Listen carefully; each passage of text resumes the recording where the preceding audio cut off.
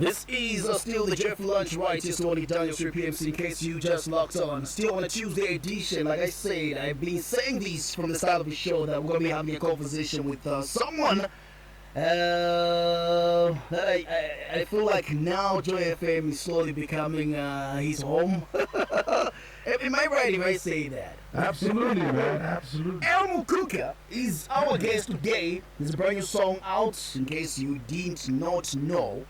To get to dive into that conversation with him right here. I remember the last time we had a conversation, that was last year.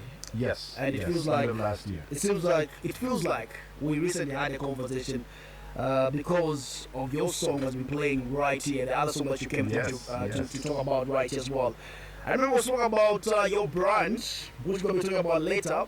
But before that, how are you doing? How's everything going? I am well, man. I am just so busy. It's been the busiest period of my life so far. You know, just juggling all the commitments that I've signed up for.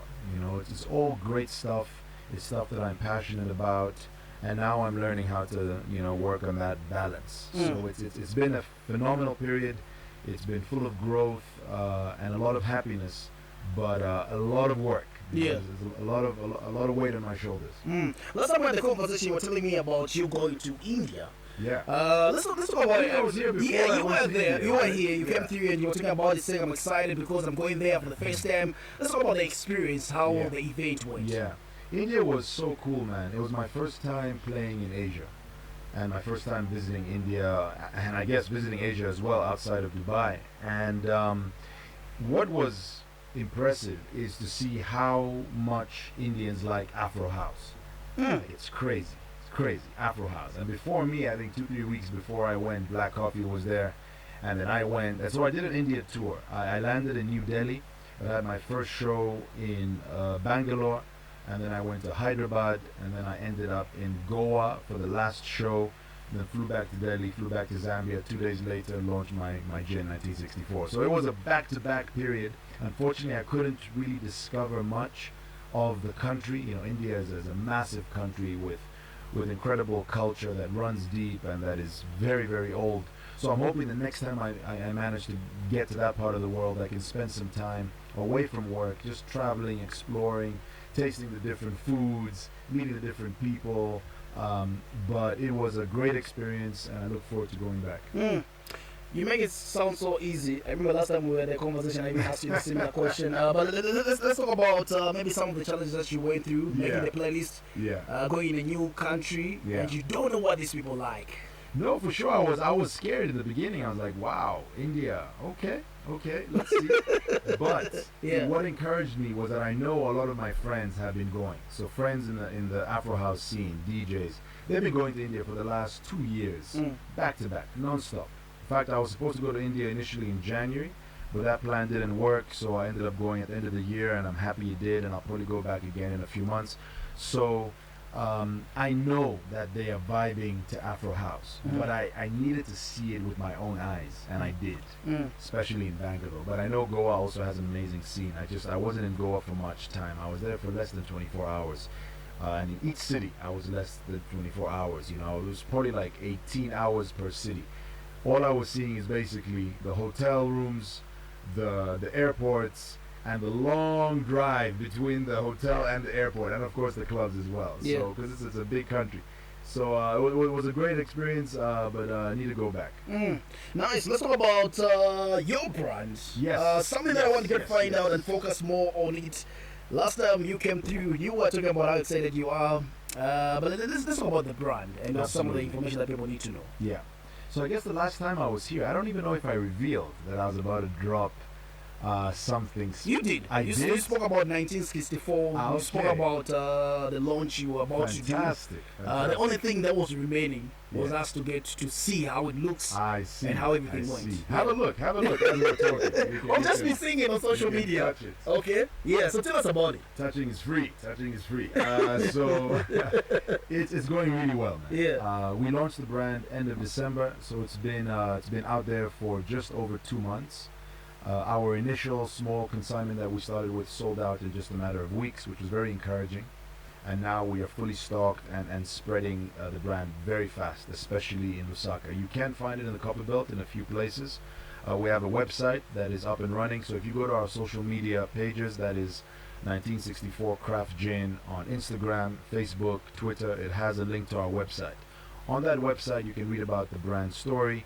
You can also check on availability in terms of what outlets stock 1964, and we're in many restaurants, several hotels, and several liquor stores.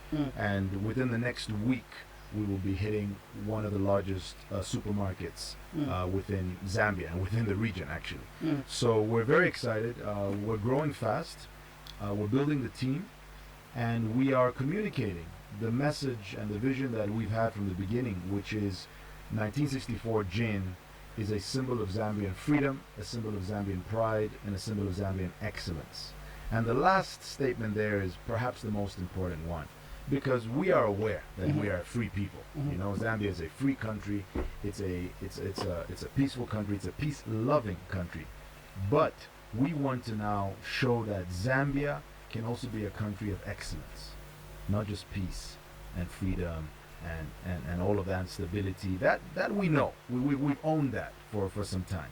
But we want to push this agenda of being excellent, proving to our brothers and sisters both in Zambia and the rest of Africa that Zambia can also step up and compete with the larger economies, the larger marketing industries here in Africa, to the extent where our brands can be at that same level in terms of the look, in terms of the feel, in terms of the taste, in terms of the branding, all of that. And that is the real vision behind 1964 gin. Nice. I was seeing Lusaka, Zambia, somewhere. I was also seeing South Africa. Yes. So Okay. this is a big topic. In fact, I was with our minister on Friday.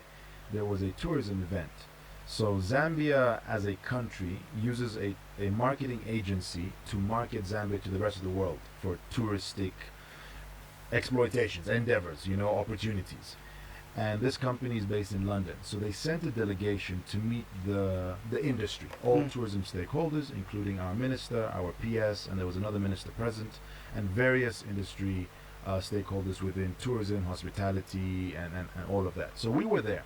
This happened at Ciela Hotel on Friday, and we were the only gin in partnership with Iconic, which is another Zambian gin. These two Zambian gins were essentially the exclusive gins at that event. And so I had a chat with our minister, and I was telling him that we need support in the sense that it has become prohibitively expensive to produce locally, to distill alcohol locally, you know, by the books. You know, everything we do is by the books. To do that locally has just become way too expensive as of end of last year because of the excise tax revision. And now what that has done, it has chased away investment and entrepreneurship to South Africa. So 1964 is a Zambian owned company. I own it along with my two partners. We have our bank account here. We have our company registered here. Everything is done here. But production is now done in Johannesburg. And the ironic thing is, amongst my partnership for 1964, we own a distillery. We actually own, I could make you a bottle right now in Chisamba because my partner owns a distillery. But we cannot utilize it because of the tax environment that has been recently created. It wasn't like this a few months ago. This is a recent change. So, you know, this is a big issue, and I get asked this question a lot. You know, it's like 1964, fantastic name, fantastic brand, but why does it indicate that it is produced in South Africa for 64 Beverages, which is the mother company that owns 1964, and this is the reason. Okay. Yeah. So how's it going for you so far? It's going very well, man. Okay, how's the feedback? Very well. It's flying off the shelves. The feedback has been very good. So we're very encouraged and happy that the market has responded so positively. You know, because I could give this to friends, I could give it to family to try. I have my own opinion, but we are, let's say, a little biased. You know, whoever is connected, affiliated to me. But if I give this to a random stranger to sample, you know, maybe even a blind sampling, a blind tasting, then their feedback will be genuine, will be objective. Either they like it or they don't like it, or they kind of like it, or whatever. The feedback has been phenomenally positive, which is very encouraging for us. It shows us that we've got a solid product. We're a tight-knit partnership. and we're ready to hit the ground running and build this brand in time for the 60-year celebration of independence, which is coming up this October. Nice. Let's talk about where can people find it on the other side before we get to dive into that and we get more information on where people can find it and get it as well, and if possible, how much. Yes. We need to find out about those information right there. But for now, let's get to play your current brand new song. Absolutely, let's go. So before we get to talk about the song, let's get to play it right here on So that's the brand new song coming through all the way from today's guest right here, El Mukuka. This one has the one and only Teresa Ngambi right there as well, coming through with Zimele. Yes, sir. Let's talk about the song. Yeah. Give us the information. And this time around, it's a local song. Yeah. A local, for the local people. Yes, sir. Why this record now? So I've wanted to work with Teresa for some time now. And we tried to make this happen maybe 1 or 2 years ago, but I think we just couldn't find the right time to get in the studio together, and she had different management. Anyway, when I started working on this track, I knew that she was the voice for the song. I knew it, so I called her myself. I'm like, yo, Teresa, we've been going back and forth, let's put it to an end. Let's get in the studio and just vibe. And she came over to my home studio. We had our first session in December, went very well. Had another 1 or 2 sessions in January, and the rest is history. And it's basically in line with all my music, in the sense that the message is positive. This particular song is in deep Nyanja, or call it Chewa, whatever you want. Teresa likes to be very creative and meaningful in that sense. And although the words are quite simple, the meaning of the song is basically about each one of our paths in life. This journey we have in life, and the fruit of our hands in terms of what we are creating, what we're doing on this earth. And essentially a message to persevere and persist and keep moving forward and keep producing. And as simple as that, So a short, sweet, positive message, which falls right in line with the El Mukuka vision, to always spread positivity through my music. There's enough negativity in the world, bro. All you have to do is open social media or open a news channel, and it'll pump tons of negativity in you that will last you the whole week. We need more sources of positivity, and I think music is one of those sources, and it's my responsibility to make sure I contribute to the positivity that is needed in this environment, in this community, in this world at large. This is the first time I'm listening to your song that you're working with a local female vocalist. I don't know if I'm wrong. No, I've worked with Morocco many times. No, I mean in Zambia. Yeah, Morocco. Zambia. Oh yeah. We've done, the first song we played. Yeah, well, I've done many songs with Morocco, and then it's mostly been local male artists. Yeah. James Sakala, Mumba Yachi. But as you can see, I like to pick the black sheep of the Zambian music industry. I like to pick musicians that especially come from the folk side. Why? Because when you mix folk with electronic, you get magic. They have a certain way of singing, of feeling the music, of expressing themselves that you don't find so much in the pop scene. But what I think I want to do this year is an experiment. I want to do a record with a Zambian pop star, just to see how it goes. Because I'm sure we can make it work. But it is a known fact that when you mix traditional music, folk music with house music, the results are always great, because you get this musically rich content. Electronic music is, especially Afro house, has this edgy side to it, has this cultural side to it that needs to be addressed, at least to a certain extent. So it's going to be interesting how I do this with a pop star, but it's doable. And I've done it before with Adekunle Gold from Nigeria and a few other artists as well from various places. So why not do it with a Zambian pop star as well? I still want to find out this from you. Before you came in, I was talking about saying, I feel like you've done so much for the Zambian industry that I feel like, there's this type of people or audience that believe saying, for you to get the recognition that you need, you have to be an award-winning artist locally, okay? And I'm looking at you, I'm like, okay, so why are we not paying attention too much to El Mukuka? Maybe it's because he's in his own lane, he's trying to push his own stuff, or maybe people that organize awards don't really know which category should they categorize your yeah, music in?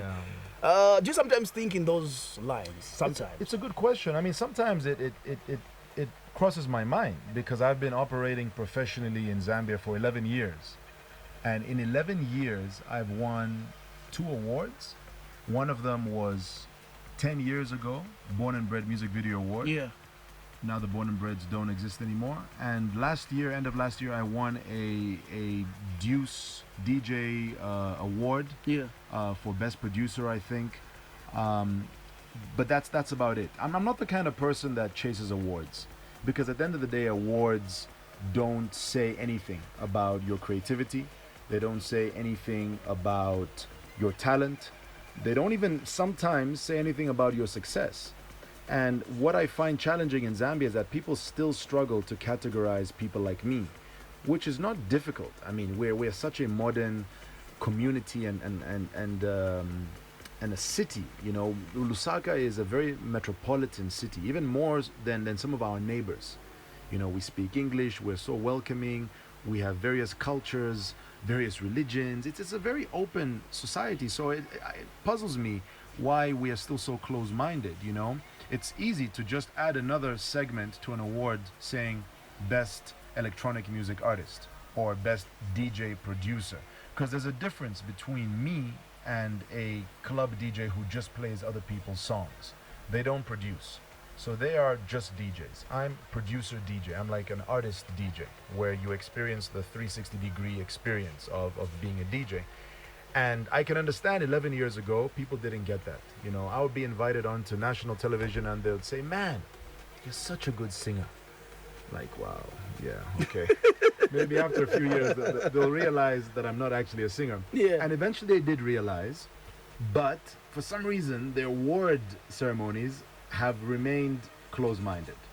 So yes, on the one hand, as a fellow Zambian, as someone who proudly carries the Zambian flag, not only in my music, I mean, look at my gin. It's called 1964. Yeah. It's a little sad that the industry has overlooked what I'm doing. But then again, you know, I have a vision. I'm in my own lane. I've been in my own lane from day one. And for the Zambians that have not caught up yet, they will catch up. It will be impossible to ignore what I'm doing very soon. Let's talk about the same awards. Do you feel it should be a people's choice type of voting, or there should be a committee somewhere? Maybe having a committee will help out. I don't know. I'm trying to get it from you. A combination. You know, I also operate in a field that is still a bit niche, electronic music, although it's growing more and more. You know, I have parties now and over 50% of the attendance is local Zambian people who just a few years ago probably wouldn't have come to a house music event. My events are arguably some of the most mixed events in the whole country. You will find black people, white people, Indian people, colored people, everything in between. And I love that. My events are cosmopolitan, and that is a representation of what Zambia is. We're a cosmopolitan nation where we accept everyone and we are for everyone. Even this gin, although I'm the face of this gin and I'm a co-partner, co-founder in the gin, it's a gin for all Zambians, regardless of what music you like. So for the time being, we've only been in business for 2 months. I am pushing this gin through Mukuka parties. But give me another 2 months, we're going to be doing Afrobeat parties, Amapiano parties, Dunka parties, everyone. You know, this gin is for everyone. So yes, sometimes I feel like when you leave the voting to the people, they go for what is popular. They go for pop. It's always pop mainstream. They don't consider the other genres, other styles. For example, on this song that's playing in the background, Zimele, my new track, Tera Sangandi, one of the most talented artists we have in the country, but she's not someone we talk about every day. Why is that? Mumba Yachi, same thing, one of the most talented artists. Why don't we talk about him more? James Sakala, one of the most talented artists. And so I identify with these guys in a way. These are some of the most talented we have. In fact, some of the people we talk about are probably not even as talented as the people we don't talk about. So part of my task here is to shine a light on the black sheep of the Zambian music industry, on those people that think differently, that act differently. And funny enough, they're the ones keeping our culture alive. While some artists are kind of pushing culture away, we're trying to push culture in. So I'm confident that down the line we will become more and more open-minded and more inclusive. But I hope that day comes soon, Mm. sooner than later, because it will inspire young Zambians. I'm 31 now, but what about the kids who are 17, 18, looking at getting into the music industry? It would be a beautiful thing if they could look and see a lot of formalized diversity Mhm. so that they can enter knowing that, wow, there is infrastructure set up for me to be able to build a career in music in a country like Zambia. Nice. Let's talk about other things. I also want to take this opportunity to find out your opinion. There's Yeah. something that's been trending on social media regarding copyright Yeah. issues, copyright claim of beats. There's a story that's been trending about Roberto losing his Poverty remix song. He no longer has access to it after hitting 1 million views on YouTube. Some sad story right there. Let's talk about this. This is not the first time such a thing is happening. I've seen a lot of artists that we can't even mention names, but I know somewhere, people are listening right now. They know about this. And someone also posted something on social media saying 90% on 85% Yeah. of the music that producers produce are beats that maybe they were gotten from the internet. This guy just posted something. He's very well known and just said, it's sad. We know all these things, but we just don't talk about them. Okay. From the El Mukuka point of view, what could be the reason why such things are happening? Well, a few different thoughts. The first one is that teamwork is something you can't avoid in the music industry. And I don't know if in Zambia we found a formal way of crediting our teammates. What I mean by this is, in my own music career, I rarely do things completely alone. I depend on the talent of multiple contributors, whether it's a mixing engineer, a mastering engineer, a co-writer, a co-producer. Even on my track Zimele, there's a co-producer, co-writer, plus the vocalist, and everyone has been given credit. So that's the way I am. I'm very transparent and open. What you see is what you get. You look at my track, you look at the credits, that's the whole team. But there are some people that like to take the spotlight for themselves and maybe in that sense don't credit. Or maybe there's not a culture around crediting, which is driving people to do that. In terms of the case with Roberto, actually I wasn't aware of this. Obviously I can imagine how frustrating it is. You hit 1 million streams so fast and then you lose them. Because not only is that revenue, but it's also clout and it's an indicator that the song is going to grow. If it was at 1 million now, imagine what it would have been next month.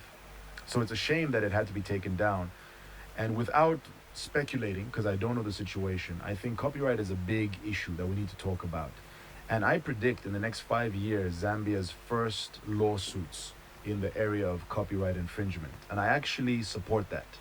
Because sometimes the only way to set an example, to set a precedent, is to teach a lesson. The most common copyright infringement scenarios I have seen are when companies advertise on radio and TV using songs that have not been licensed for background music. And there is this foolish thought that if you use a song for 3 seconds, it's fine. But anything more than, no. In fact, you use it for 2 seconds or, even less, you're still infringing on someone's copyright without receiving proper licensing.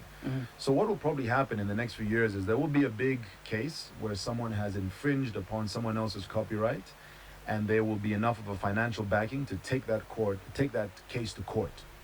My only fear is that when we get to court, what will support that case is the Copyright Act in our constitution, which in my understanding has not been updated in a very long time. I think according to our Copyright Act, we haven't even taken into consideration social media. Can you believe that? So this is something that the music community needs to bring to the awareness of the government, because with an outdated Copyright Act, there is no protection for musicians. So I'm curious to know whether someone can even sue someone for modern copyright infringement that uses the digital environment. I wonder whether we're protected. This is a big question and something that we should be talking about more and lobbying for, because as creatives that utilize digital media, we need protection, from things like this. Because imagine you can't even sue someone because The Copyright Act uh, has no effect on modern media. This is such a bad scenario. Again, I don't know exactly what that act states. I should look into this personally, and I will. Mhm. But the last time I heard of a Act update probably was not during my lifetime. And In other countries, 31 years. how's such situation Oh, handled? it's very modern. They update their Copyright Act. It moves with technology. You have to. Every act moves with technology.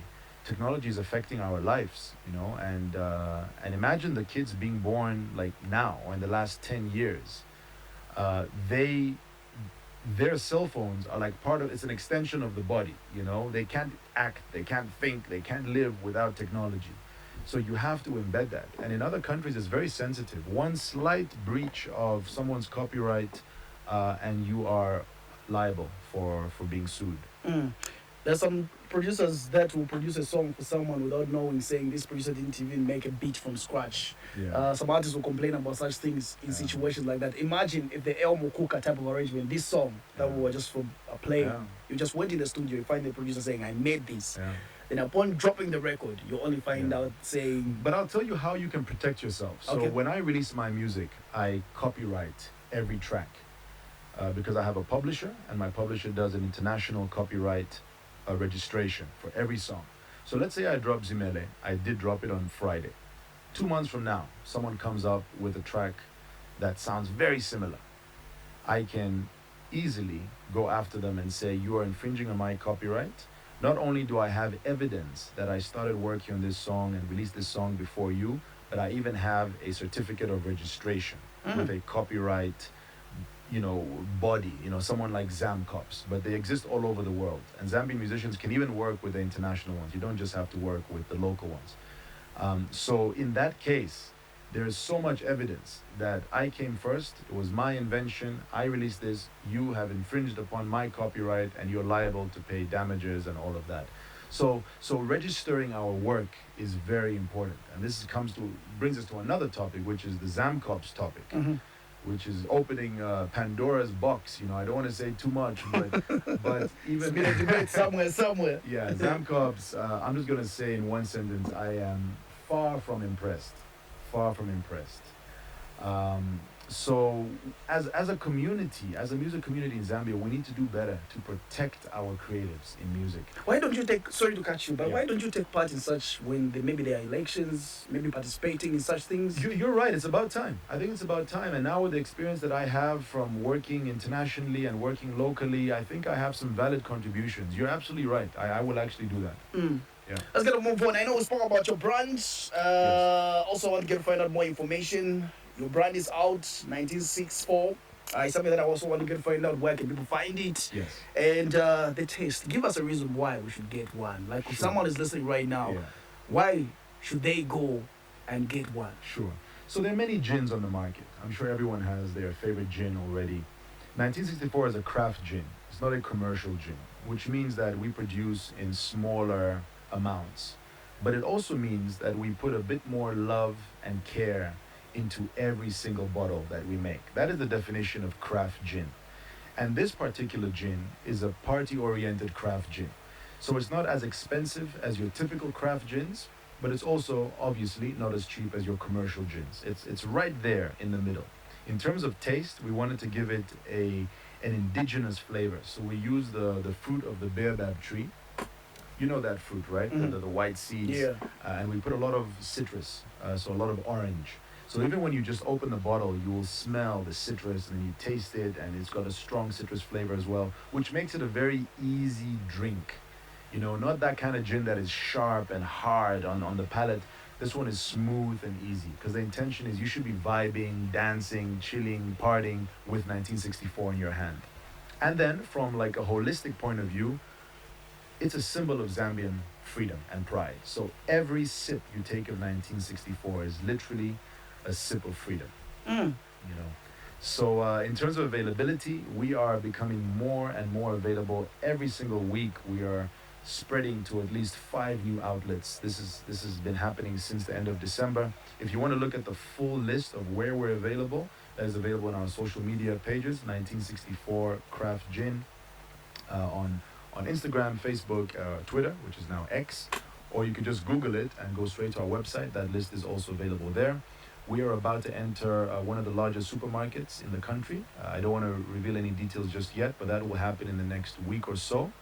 We're also available in multiple liquor stores, multiple. And liquor stores generally are cheaper than restaurants in terms of buying the bottle. Restaurants is more about, drinking by the shot, or if you really want, getting a bottle for your table.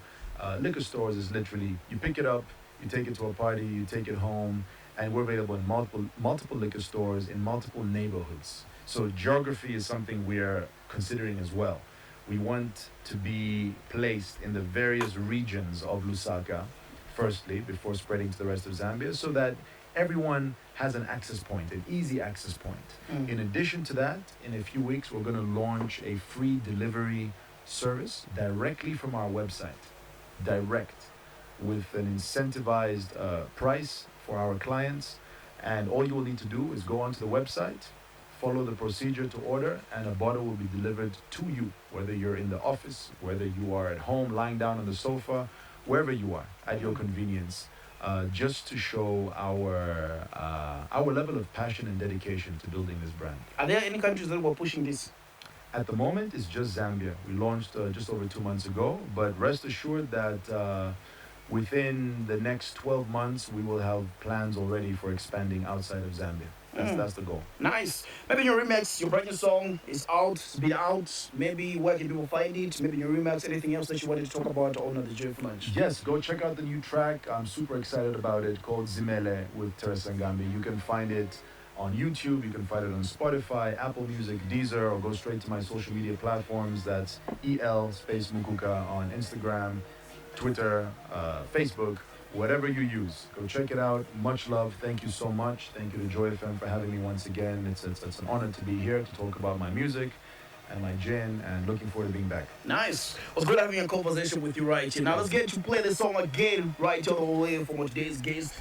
I'm sure you got one or two things right there. We're back tomorrow, same time, same place. Couple songs coming through right here. Pop is still on the playlist. Another song is right here. Chilla, chilla, chilla.